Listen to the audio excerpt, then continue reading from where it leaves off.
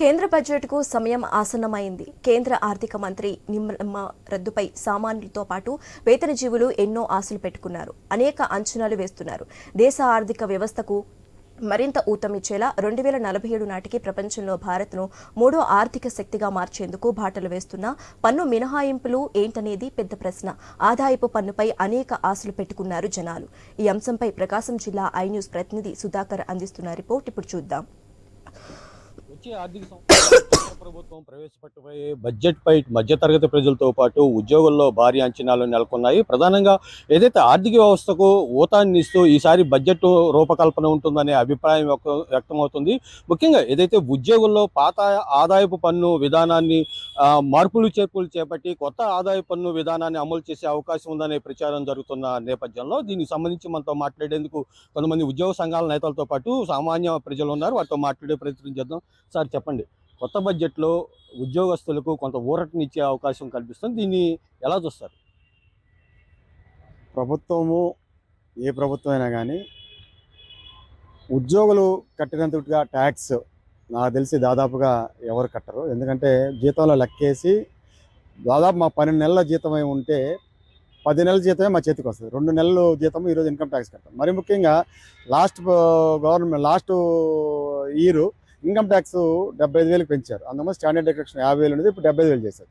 Slab కూడా మార్చారు. అయితే స్లాబ్ మార్చిన క్రమంలో అంతకుముందు మాకు 1.5 lakh సేవింగ్స్ చూపించుకునే వాళ్ళం. అదేవిధంగా హౌస్లోను ఇంట్రెస్ట్ ఎగ్జామ్షన్ ఉండేది. ఇప్పుడు పాత స్లాబ్ కానీ కొత్త స్లాబ్ కానీ మీకు ఛాయిస్ అంటున్నారు. ఛాయిస్ ఇచ్చినప్పుడు ఏదైనా కొత్త పథకం వచ్చినప్పుడు ఏదైనా కొత్త బెనిఫిట్ ఇచ్చేటప్పుడు లాభం ఉండాలి. కానీ వేరే చూసుకుంటే పాతదికి కొత్తదానికి దాదాపుగా పెద్ద వేరియేషన్ లేదు, రెండు ఒకే విధంగా. అయితే 75,000 స్టాండర్డ్ డిడక్షన్ ఇచ్చినప్పుడు at the same time savings ఇవ్వాలా. అదేవిధంగా ప్రతి ఉద్యోగి కూడా ఈరోజు బ్యాంక్ లోన్ తీసుకొని లోన్ కడుతున్నారు. దానికి అంతకుముందు ఇంట్రెస్ట్ ఎగ్జామ్షన్ ఉండేది. ఆ ఇంట్రెస్ట్ ఎగ్జామ్షన్ తీశారు. అయితే ఇప్పటికైనా కేంద్ర ప్రభుత్వాన్ని మేము కోరుకునేది ఏంటంటే ఇటు రాష్ట్ర ప్రభుత్వం కూడా కేంద్ర ప్రభుత్వం దృష్టికి తీసుకోవాల్సిన బాధ్యత ఉంది. ఎందుకంటే ప్రభుత్వ ఉద్యోగులు కట్టే ట్యాక్స్ ఈరోజు చెప్పడానికేమో 12 నెలలు జీతం ఇస్తున్నా కానీ మాకు వచ్చేది 2 నెలలు ఇన్కమ్ ట్యాక్స్ పోతుంది. అదేవిధంగా మేము కూడా ప్రతి సామాన్యుడితో పాటు జిఎస్టీ కడుతున్నాం, మళ్ళీ వృత్తి పన్ను కడుతున్నాము, మళ్ళీ అందులోని సేవింగ్స్ చేసుకోవాలి. అన్నీ మ్యాండేట్ అవుతుంది. చివరికి వచ్చేది మిగిలేదు కొంత వార్తలు మాత్రం మాకు పెట్టే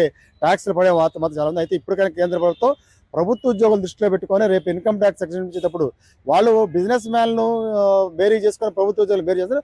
ప్రభుత్వ ఉద్యోగులకు సపరేట్గా ఇవ్వాల్సిన బాధ్యత ప్రభుత్వం ఉంది. ఎందుకంటే ప్రభుత్వం చేపట్టే ఏ కార్యక్రమమైనా ప్రజలకు తీసుకెళ్లేది అటు కేంద్ర ప్రభుత్వం అయినా రాష్ట్ర ప్రభుత్వం అయినా సంక్షేమ పథకాలు పెట్టని వాళ్ళు అమలు చేసే ప్రతి పథకాన్ని తీసుకెళ్లేది ప్రభుత్వ ఉద్యోగి. ఆ ప్రభుత్వ ఉద్యోగిని బతికేలాగా బండలు వేసేలాగా ఉంది. కానీ ఇన్కమ్ ట్యాక్స్ మాత్రం ఖచ్చితంగా ఎగ్జామ్షన్ బాధ్యత కేంద్ర ప్రభుత్వం ఉందని తెలియజేస్తుంది. అయితే మీరు చెప్పండి, సామాన్య మధ్యతరగతి ప్రజలుగా ఈసారి బడ్జెట్ ఏదైతే కొత్తగా ప్రవేశపెట్టబోయే బడ్జెట్లో ఎలాంటి మార్పులు చేర్పులు ఉంటే బాగుంటుందని అభిప్రాయం? కేంద్ర ప్రభుత్వం దాదాపుగా పోయినసారి బడ్జెట్లో జిఎస్టీ ద్వారా దాదాపుగా ఎవరన్నా కూడా ఫంక్షన్లకు వెళ్ళాలన్నా లేదా హోటల్కి వెళ్ళాలన్నా కూడా సంతోషంగా ఏమన్నా తిన్నామన్నా కూడా ఈరోజు జిఎస్టీ బిల్లు అధికంగా హోటల్స్ పోయినప్పుడు వేస్తున్నారు. అదేవిధంగా స్కూల్స్ కానివ్వండి, కాలేజీస్ కానివ్వండి, అంటే సర్వీస్ సెక్టార్కి సంబంధించి కొన్ని విషయాల్లో కేంద్ర ప్రభుత్వం ట్యాక్సుల విషయంలో ఒక నిర్ణయం తీసుకోవాలి. ఎందుకంటే ఈరోజు సామాన్య మానవులను మరి ట్యాక్సుల ద్వారా మీరు పీడించి మరి ఎవరైతే ఉన్నారో అంబానీ అదానీలకేమో బ్యాంకుల్లో రాయితీ కల్పించి కోట్ల రూపాయలు మాఫీ చేస్తున్నారు. ఇటువైపు ఏమో జనాల దగ్గర వసూలు చేసి ముక్కుపిండి వసూలు చేసి ఈ డబ్బులు తీసుకెళ్ళి మళ్ళీ వాళ్ళకే ఇవ్వటం వల్ల వ్యవస్థ అన్యాయం జరుగుతుంది. కాబట్టి ఎందుకంటే ఈరోజు పేద బడుగు బలహీన వర్గాల ప్రజలు ఏదన్నా తోపుడు బండ్లు అమ్ముకునే వాళ్ళ మీద కూడా ఈరోజు జిఎస్టీ వేస్తున్నారు. కనీసం కడుపు నిండా ఏ దేశంలో అయినా కూడా ఒకటే ఆలోచించాలి, కడుపు నిండా అన్నం తినేదానికి నరేంద్ర మోడీ ట్యాక్స్ వేస్తున్నాడంటే ఎంత దారుణం చెప్పండి. ఇడ్లీ తిన్నా కూడా ట్యాక్స్ వేస్తున్నాడు. హోటల్ పోయి ఇడ్లీ దోశ ఏది తిన్నా కూడా ట్యాక్స్ వేస్తుంటే ఈ భారతదేశంలో ఉండాలన్న ఒక ఆలోచన కూడా ఉంటుంది నరేంద్ర మోడీ గారు.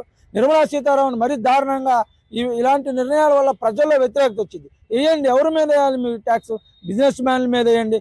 వాళ్ళేమో ట్యాక్సులు కట్టకుండా పన్నులు ఎగ్గొట్టి విదేశాలు పారిపోతుంటే వాళ్ళు చూస్తూ ఉంటారు. ఇడ్లీ తిన్నా, దోశ తిన్నా, స్కూల్ బ్యాగ్ కొన్నా, పుస్తకం కొన్నా, సర్వీస్ సెక్టార్లో ఫీజులు కట్టినా కూడా మరి జిఎస్టీ ద్వారా వసూలు చేసి మరి ప్రజల్ని ఇబ్బందులు పెట్టకుండా సామాన్య ప్రజలకి చేరువయ్యే విధంగా మరి ఈసారి వచ్చే బడ్జెట్లో ట్యాక్స్ రావాలని చెప్పి కోరుకుంటున్నాం.